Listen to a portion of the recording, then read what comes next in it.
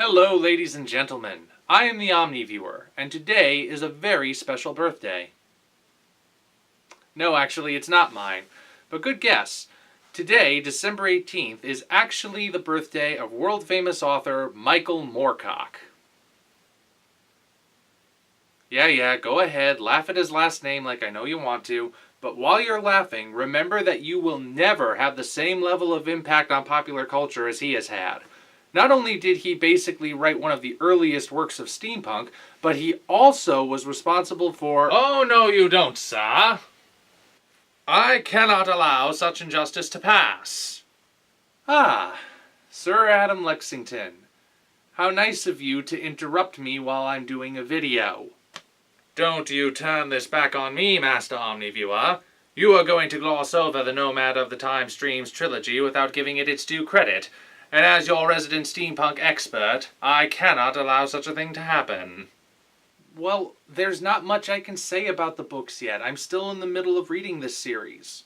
Literally, I am in the middle of the second book, so I can't do a full review. There's not much I can say yet. Then I shall say it. Ladies and germs, if you are a fan of steampunk, and I see absolutely no reason why you wouldn't be, then these books are essential reading.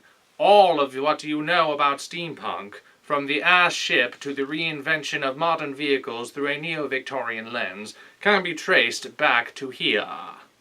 It is true that Jules Verne and Herbert George Wells laid the framework, but in these books Michael Moorcock put the pieces together. Given that steampunk is not only a genre but a subculture unto itself, I would put these books alongside the King James Bible in terms of cultural importance. And so I say thank you, Master Moorcock, for giving people like myself a new way of life. Are you done now? I most certainly am not done with you. I happen to have a few words to say about when my first proper video will be coming out. I wasn't expecting my first appearance on this channel to be a simple cameo. Weren't you inflating your dirigible when I started this video? Indeed I was. And did you remember to turn the pump off before you ran down here? No, sir, I did not. Oh, good Lord. Figure out what accent you've got while you're at it. Well, that should be the last interruption. Unless the distorter shows up again, and I'm really hoping he doesn't. So, as I was saying before I was rudely interrupted, not only did Michael Moorcock lay the groundwork for what we now call modern steampunk, but he also paved the way for dark fantasy as a viable genre with the Chronicles of Elric and Stormbringer. This is just one of many volumes that have been released over the years. I don't want to say too much about them here because I have proper videos lined up for that, but if you haven't read the Chronicles of Elric and Stormbringer, you need to. Elric is a fascinating fantasy protagonist, and Stormbringer is the most terrifying fantasy item ever crafted. Yes, even more than the One Ring. The influence of this series reaches farther than you can even imagine.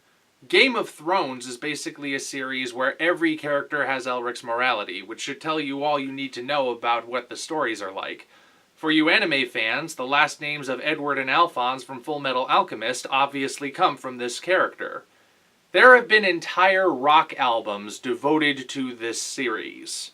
And speaking of rock, did you know he wrote 3 songs with my all-time favorite rock band Blue Oyster Cult? In order, they are The Great Sun Jester from Mirrors, Black Blade from Cultosaurus Erectus, and Veteran of the Psychic Wars from Fire of Unknown Origin. You know, just in case you want to buy the albums or legally download them off of iTunes because stealing is wrong. I'll actually give you a taste of Veteran of the Psychic Wars during the credits. It's a really good one. Also, the modern shared universe craze sweeping the entertainment industry, he was all over that years beforehand. Pretty much all of his books are connected by a concept called the Eternal Champion, which I'll let you discover for yourself. Basically, Michael Moorcock is really cool. And today, December 18th, 2014, he is 75 years young. Man, talk about a full and successful life. So, if I may just break characters slightly for just a moment. Mr. Moorcock, I don't know if you're ever going to see this video. Odds are you probably won't. But if you do, I just want to say, on behalf of myself and your fans all over the world, thank you. Thank you so much for doing what you've done. You've inspired us, and our lives are richer because of your work. Thank you again, and happy birthday, sir. Until such time as we meet again, this is the Omniviewer, signing off. You see